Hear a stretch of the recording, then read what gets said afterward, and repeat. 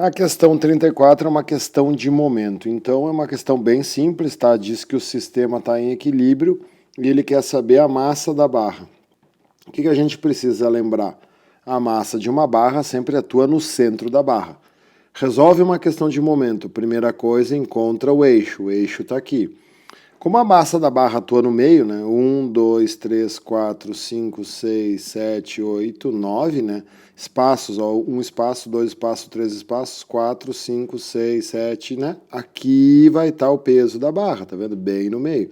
Conta e acha o peso da barra, né? Qual é a distância que o peso da barra está do eixo? 1 espaço.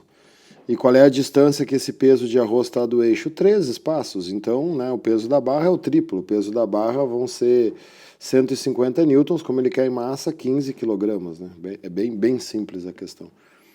Se tu quisesse fazer por cálculo, né, não tem movimento, então os momentos são iguais.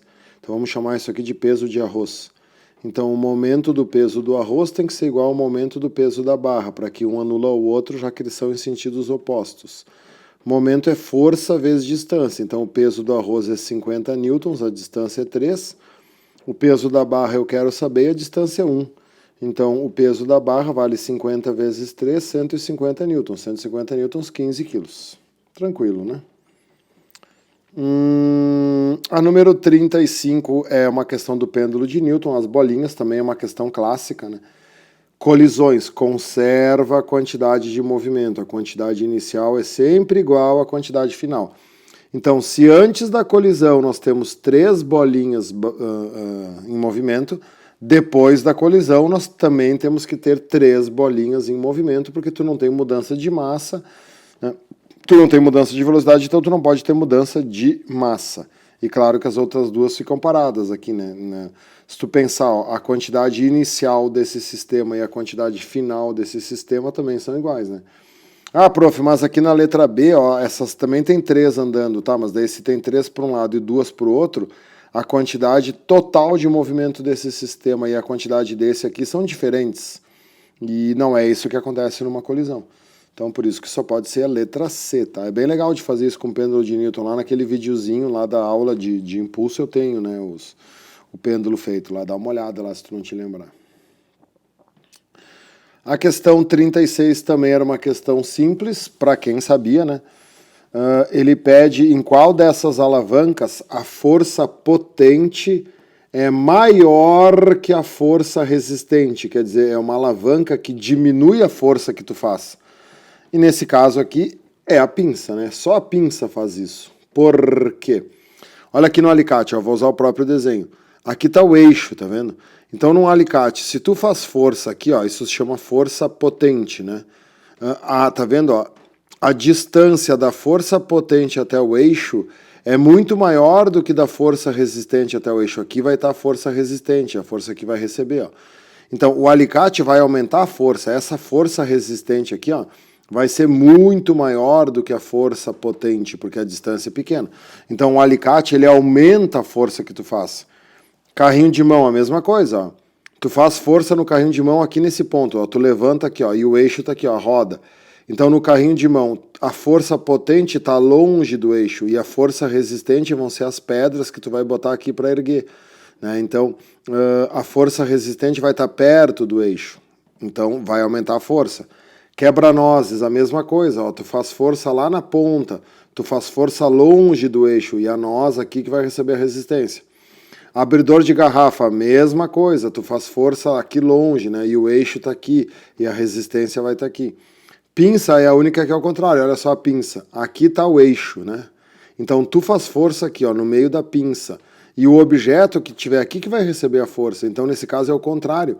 A força potente, ela está perto do eixo. Como a força potente está perto do eixo, a força potente, ela vale mais do que a força resistente. Tu não está multiplicando a força, tu está diminuindo a força. Se tu faz aqui, ó, 10 newtons, aqui na ponta não vai sair 10 newtons, vai sair 5 newtons. Por isso que a pinça é usada para lidar com objetos delicados, porque ela diminui a força que tu faz. E a última dessa folha é a 37, que são aquelas questões de roldanas móveis, né? Antes, uma pequena revisão, vou fazer aqui no canto. O que acontece com a roldana móvel? Tu tem uma roldana fixa que não produz efeito nenhum, e aí tu tem uma roldana móvel aonde tu amarra o peso. Te lembra quando a gente estudou isso? Aqui tu tem uma força, certo? Esse peso aqui, ó, ele está sendo sustentado por 2 cabos.